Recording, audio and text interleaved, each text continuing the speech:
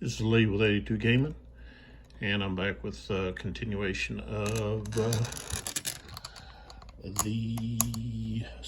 simulation of In Their Quiet Fields, Antietam, by the Gamers. Came out in 1988 and designed by Dean Essig. Okay, sponsors: MSA Pro Sound Amplifier. You can find out more information about the sound amplifier through earbasics.com. And Cetaphil moisturizing lotion, dermatologist approved, contains 6 moisturizers and vitamin E and B5.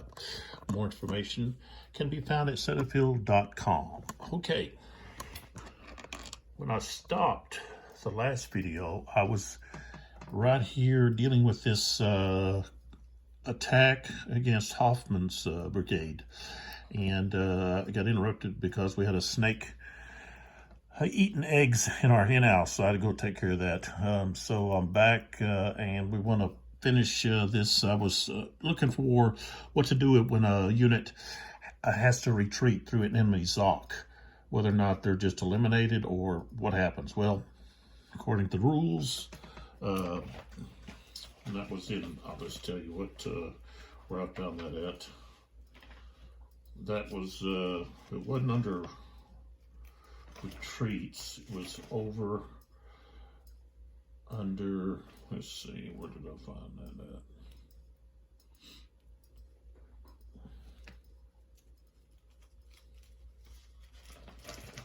It had to do with, well, it had to do with, I guess it did have to do with the retreats.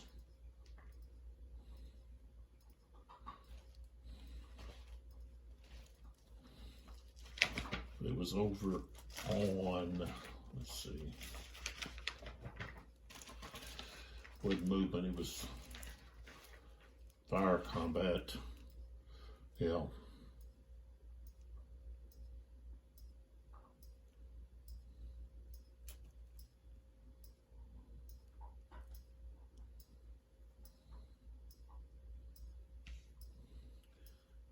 I'll have to find it later, but it said that they get fired upon by any enemy that has that hexes their ZOC. So this unit here is forced to retreat. Retreat hex is going to be here because this is where they've got to go. So they're going to go through this hex right here. They'd stop right here and get fired upon by Stewart's, which is Lee's cavalry right here. Okay, and so let's see. I determined that that's going to be a half point. It's at less than 1. So I roll that, and I get a 5, which is no effect. And so they're able to continue. Excuse me. And so they just continue from there. That's 1, 2, 3, 4, 5, and then 6. So that takes care of that. Okay. Let's go moving down the line here. This unit here is not able to fire. It was forced back, and so it's in this wooded area here. It doesn't have any target. And this artillery unit here doesn't have a target either. I've looked to see if it had a target here, but because of where it's placed here, and this unit is firing right here, and it'd be firing across its own men there. So, so we go to this hex right here, which is, let's see, they're shaking Starks. So Stark is going to be the fire. And the target is going to be, I think this is Phelps. Yeah, who's in that wooded area there. So we got Stark. Let's see, Stark is a B. Okay. So B is going to be a 2. And I rolled a 4. So he's going to check his morale. Let's see, Phelps' morale. Let's see here. Phelps is a B.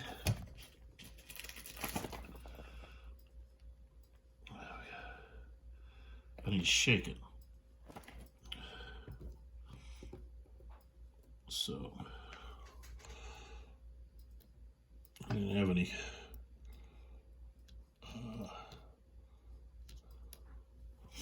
wait a minute. Yeah, he did have to check his morale. So but it didn't take a loss.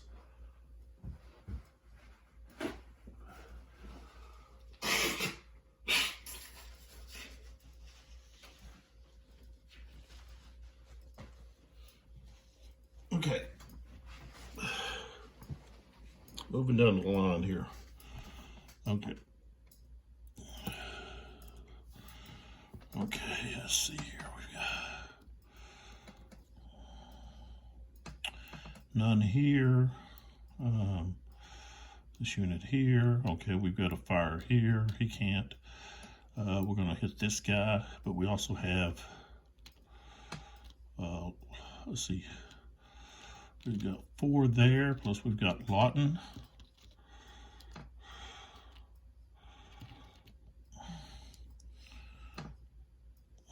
Why is he not? What happened here? So we don't have the guns. The guns are limbered for some reason. What happened there?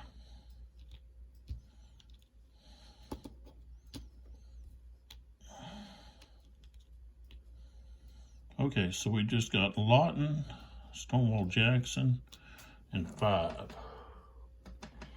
So this is going to be moved down to here. And we've got these guys and these guys, which is just Lawton. So Lawton and Stonewall. Lawton is going to be an A.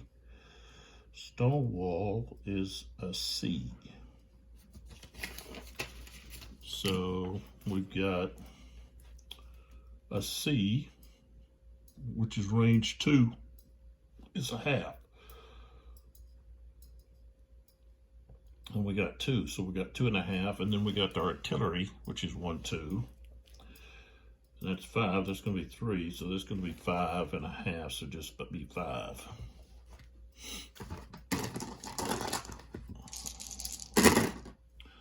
And we rolled an 8. Should be 1.5. We'll be going to drop that. So let's see, that's 32. Who is this? Is this? I don't know who this is. Heart Stuff. Heart Stuff is a B.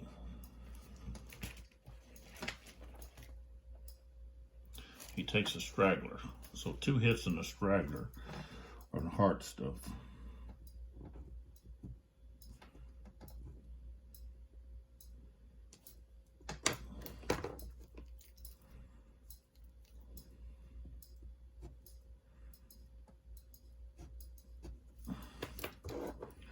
He's in bad shape. He's shaking. And he's a B. Heart Stuff is a B. Shaken. There's no effects, they're just still shaking. He's taking a pounding. But he's also wrecked, so hold on here a second, I gotta check this again. So, 1, 2, 3, 4, 5, 31. Shaking, he's just shaking. Okay. But he's pretty much destroyed, basically. He's got like 1 box left on him.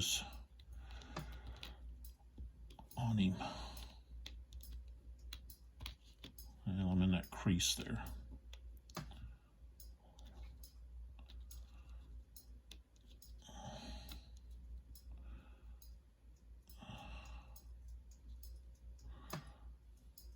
Okay, so now we want to move over to here.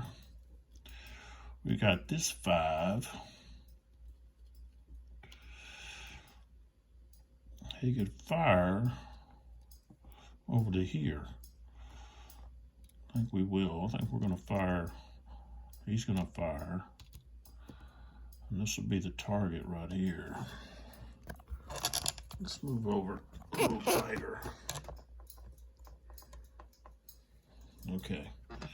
Let's take these off right now. I got to adjust the artillery over here. Okay. So, can't fire at that guy really. Well, he could. He's just firing right down at him. Why not to hit this guy? Or hit this guy? I think that's what we're going to do. We're going to fire and hit this guy right here. Okay, so that's 5. He's only 2 away. That's going to be a 3. But I also want to add in this guy here. I got to add him in there. He's Ripley. Let's see what Ripley's got real quick.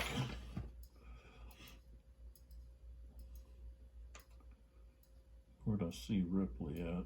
There he is. He's a C now. And he's wrecked.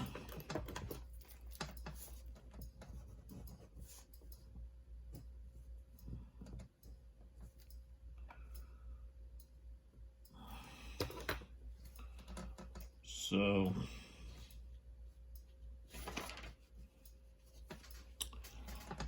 he was shaking. He should have went. I think maybe that's what happened. He went. He just goes to shaking. Okay. So he's at a C. So all he's going to provide 1 X away is 1. So that's actually a 4 instead of a 3. So. All right, we rolled a 6. So a 6 is a half. Okay, no effect. And who is that? Seymour. Seymour is a B. So I rolled a 13. Yeah, he's going to be Bloodlust. Seymour goes to Bloodlust. We got to adjust this over here.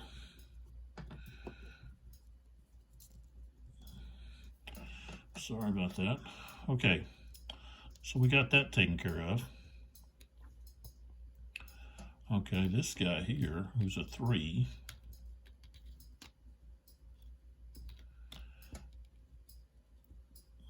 So, okay, where'd this shaking come from?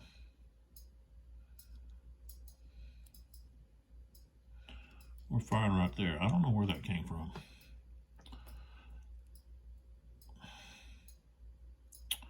Okay, so that's a 3. 1, 2. 1, 2, a 3 is going to be a 2. And we got a 9. It's going to be 1 hit. And who was that? Goodwitch. See a 12? Yeah, he's going to be down here. Yeah, he's a B. And he took, what, 1 hit? Is that what I said?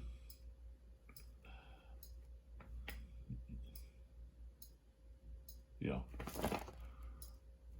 He's a B. Nothing there. Oh, something there, though. He's a B, and he got a 64. He's going to be disorganized back 1.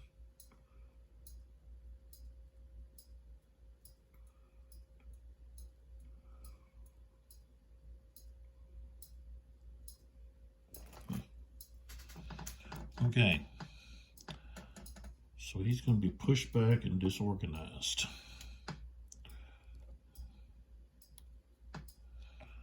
Okay.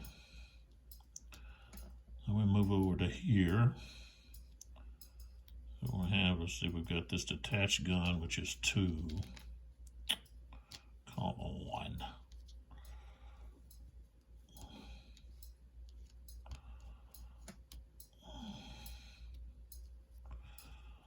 1, 2, 3, 4, 5. So 2 becomes 1 at 5. It's going to be a half.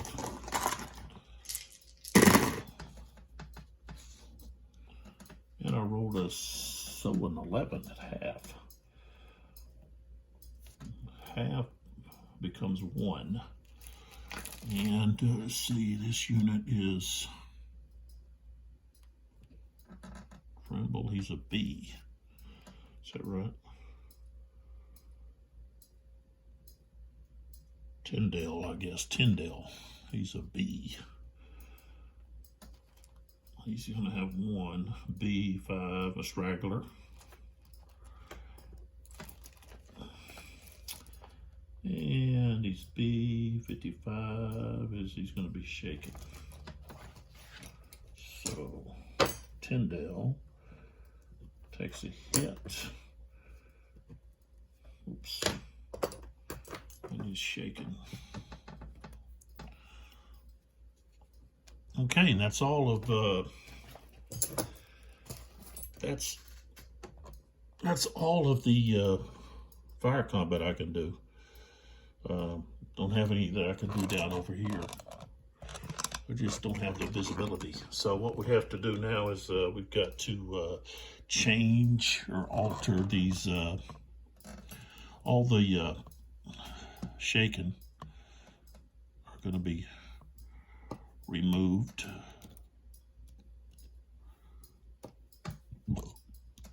These are flipped over to shaken.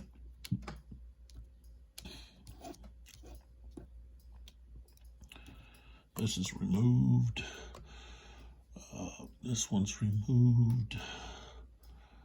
This one's removed. This one's removed. Okay, that one I changed. Okay, so that's all of, and I've got one way over here. I don't know how I got this. I guess it was over here and got hit. Becomes shaken. I don't know if you can see. Did I get that one? Right there. Okay. All right, so we're going to stop the video right there with just the ending of the Confederate 630 turn, and pull my camera over here so we can get a kind of overview of what we got. And I've got to add up casualties now because casualties have changed.